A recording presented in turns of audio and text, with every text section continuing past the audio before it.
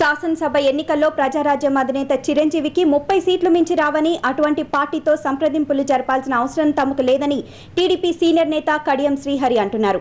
ఫలితాలు వెలువడిన తర్వాత చిరంజీవి కింగ్ మేకర్ 2 కారని చెప్పారు.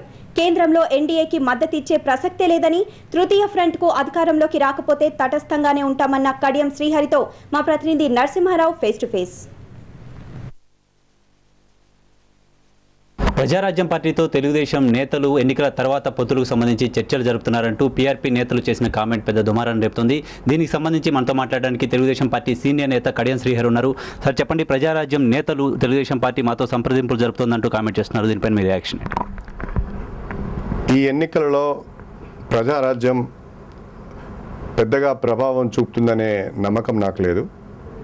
మొదటి విడత ఏప్రిల్ 16న జరిగిన ఎన్నికలలో తెలంగాణ ప్రాంతంలో 10 జిల్లాలలో కనీసం 10 స్థానాలను కూడా గెలుచుకోలేని స్థితిలో ప్రజారాజ్యం పార్టీ ఉంది.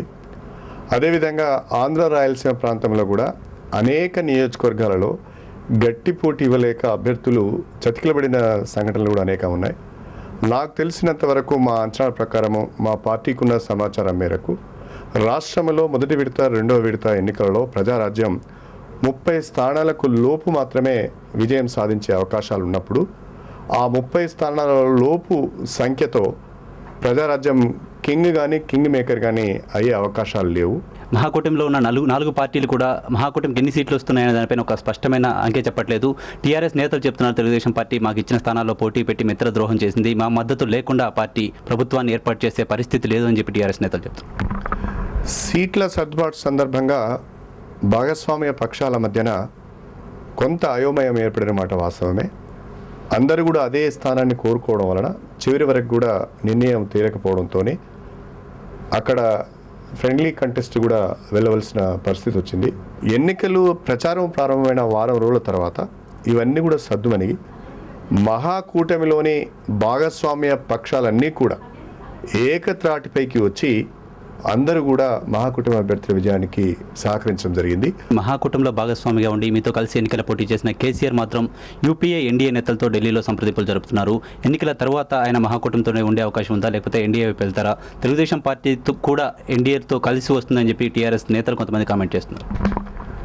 ఎట్టి పరిస్థితుల్లో భారతీయ జనతా పార్టీ నాయకత్వం వహిస్తున్న ఎన్డీఏతో ప్రత్యక్షంగా కానీ పరోక్షంగా కానీ రాష్ట్రంలో కానీ కేంద్రంలో కానీ మేము కలిసి పనిచేసే ప్రసక్తి లేదు.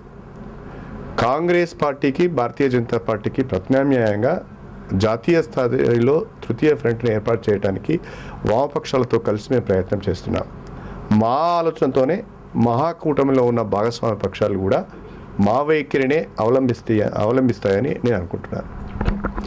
ప్రజారాజ్యం పార్టీ రాష్ట్రంలో కింగ్ కాదు కదా, కింగ్ మేకర్ కూడా కాలేదని చెప్పి కడియం శ్రీహరి గారు చెప్తున్నారు. అదేవిధంగా ఎన్డీఏకి పరోక్షంగాను ప్రత్యక్షంగాను ఏ రకంగా తెలుగుదేశం పార్టీ మద్దతు ఇవ్వదని, కేసీఆర్ కూడా తమతోటే కలిసి వస్తారని చెప్పి ఆయన ఆశాభావం వ్యక్తం చేస్తున్నారు. కెమెరామెన్ బిఎన్ఆర్తో నరసింహారావు, టీవీ9 హైదరాబాద్.